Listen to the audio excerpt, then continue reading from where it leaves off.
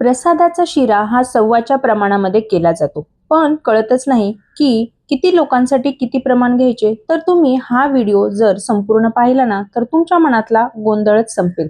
10 लोक असू द्या किंवा 100 किंवा 200 असू द्या, पण तुमचे प्रमाण हे योग्यच होणार आहे. नमस्कार. तर पुन्हा एकदा आपल्या नवीन एका व्हिडिओमध्ये आपलं खूप खूप स्वागत आहे. तर मंडळी, आज आपण श्रावण स्पेशल सत्यनारायणाचा प्रसाद कसा बनवायचा ते पाहणार आहोत आणि सव्वाच्या प्रमाणामध्येच हा प्रसाद बनवला जातो. तर मी तुम्हाला आज सव्वाच्या प्रमाणामध्ये हा प्रसाद कसा बनवला जातो ते आज आपण पाहणार आहोत. तर चला मंडळी, लगेच आपण रेसिपीला सुरुवात करूयात. तर इथे आपल्याला प्रसाद बनवण्यासाठी रवा लागणार आहे. तर इथे मी वाटीचं प्रमाण घेतलेलं आहे. तर आपल्याला इथे 1.25 वाटी रवा लागणार आहे.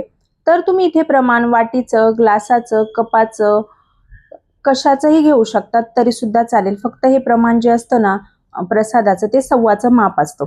तर इथे आपल्याला जाड रवा लागणार आहे. तर प्रसाद बनवण्यासाठी आपल्याला शक्यतो जाड रवाच घ्या, कारण हा मोकळा आणि सुटसुटीत होतो. त्यासाठी बारीक रवा असेल तरी सुद्धा चालेल. तर आता इथे आपण रवा घेतलेला आहे. त्यानंतर आपल्याला काही इथे ड्रायफ्रुट्स लागणार आहेत. तर तुम्ही तुमच्या आवडीनुसार इथे नक्कीच घेऊ शकतात किंवा कमी अधिक करू शकतात. तर इथे मी काजू, बदाम, मनुके आणि एक केळ घेतलेला आहे आणि सोबतच आपल्याला 2 ते 3 तुळशीचे पाने लागणार आहेत.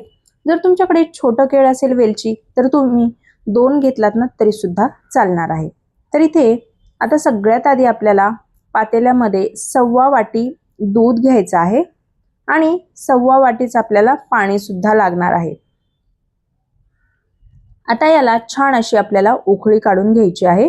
दूध आणि पाणी एकत्र करून याला छान अशी उकळी काढायची आहे. तर आपण हे साईडला ठेवूया गरम होण्यासाठी. त्यानंतर इथे मी आता कढई गरम करायला ठेवलेली आहे. यामध्ये आपल्याला सुरुवातीला थोडं तूप घालायचं आहे. तर तुपाचं प्रमाण सुद्धा 1.25 वाटीच आपल्याला घ्यायचं आहे. तर इथे मी थोडंसं तूप घातलेलं आहे सुरुवातीला. आता या तुपामध्ये आपल्याला काजू, बदाम आणि मनुके हे थोडेसे परतून घ्यायचे आहेत. आपल्याला हे जास्त पण असे लाल नाही करायचे.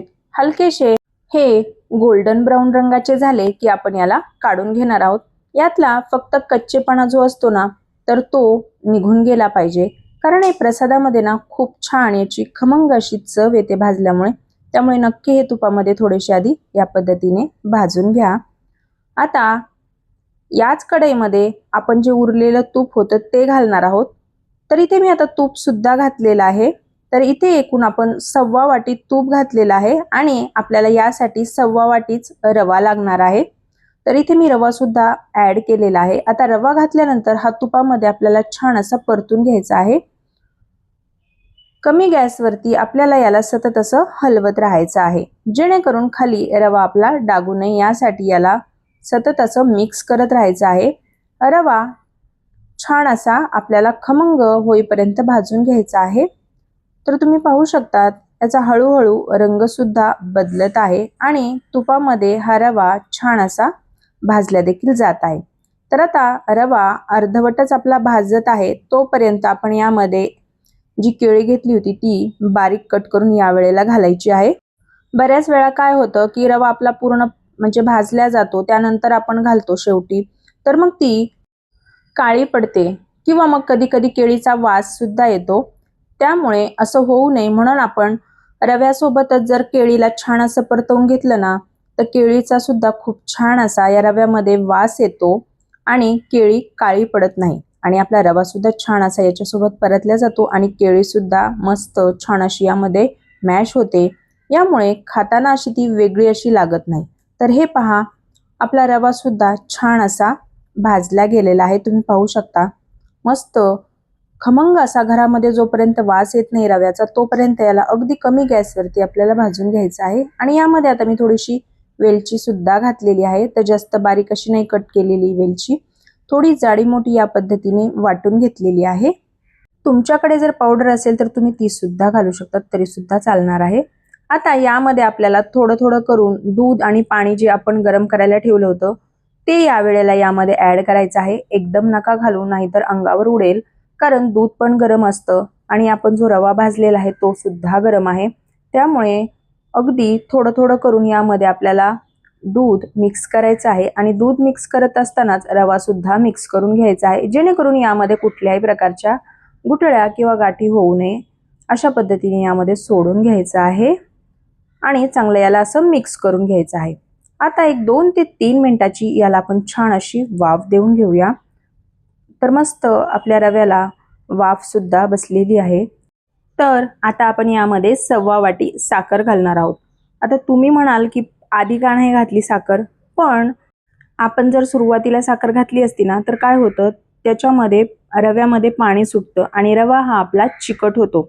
त्यामुळे साखर ही कधी पण शेवटी घालायची, त्यामुळे रवा हा चिकट होत नाही, मऊ लुसलुशीत आणि संध्याकाळपर्यंत जरी तुम्ही हा प्रसाद जर ठेवला ना शिऱ्याचा, तर अजिबात हा कडक होत नाही किंवा घशामध्ये दाटल्यासारखा होत नाही। अगदी असाच अगदी मऊ लुसलुशीत आणि नरम आपला हा प्रसाद राहतो। त्यामुळे अशा पद्धतीने नक्की ट्राय करा। आता एक 2 मिनिटाची परत याला आपण वाफ काढून घेतलेली आहे। तर आता सगळ्यात शेवटी आपण जे काजू बदाम आणि मनुके यामध्ये आपल्याला ॲड करून घ्यायचे आहेत। आता हे घातल्यानंतर सुद्धा याला चांगलंसं मिक्स करून घ्यायचं आहे। तर हे पहा मंडळी, तुम्ही पाहू शकता की आपल्या शिऱ्याचा किती सुंदर असा रंग सुद्धा आलेला आहे। तर यामध्ये आपण गाईचं तूप घातलेलं आहे, त्यामुळे याला थोडासा पिवळसर रंग तुम्हाला दिसत असेल। शक्यतो प्रसादाच्या शिऱ्यामध्ये गाईचंच तूप वापरतात, पण जर तुमच्याकडे गाईचं तूप अवेलेबल नसेल तर तुम्ही म्हशीचं तूप सुद्धा घालू शकतात, तरी सुद्धा चालेल, काहीच हरकत नाहीये। पण यामध्ये ना 1-2 केसरच्या काड्या जर घातल्या तर मग अजून याला रंग सुरेख येतो। तर असतील तर नक्की घाला दुधामध्ये थोड्या। तर मंडळी तुम्ही पाहू शकतात किती मस्त अगदी मऊ लुसलुशीत आणि तोंडात टाकताच विरघळणारा असा आपला आजचा हा शिऱ्याचा प्रसाद तयार झालेला आहे। तर मंडळी, तुम्हाला एक निवेदन आहे, तुम्ही आपला हा व्हिडिओ कोणत्या गावातून किंवा मग कोणत्या शहरातून पाहतायत हे मला कमेंटमध्ये नक्कीच कळवा, जेणेकरून मला सुद्धा कळेल की आपले व्हिडिओ कुठपर्यंत पोहोचतायत आणि मी तुमचा धन्यवाद देखील करू शकेल। आणि तुम्ही आपला हा व्हिडिओ जर फेसबुक पेजवरून पाहत असाल आणि अजूनही पेजला फॉलो नसेल केले तर फॉलो करून घ्या। आता जर तुम्हाला हेच प्रमाण किंवा असाच प्रसाद जर तुम्हाला 1/2 किलोच्या प्रमाणामध्ये जर बनवायचा असेल तर त्यासाठी मी प्रमाण सांगते, तर ते लक्षात घ्या।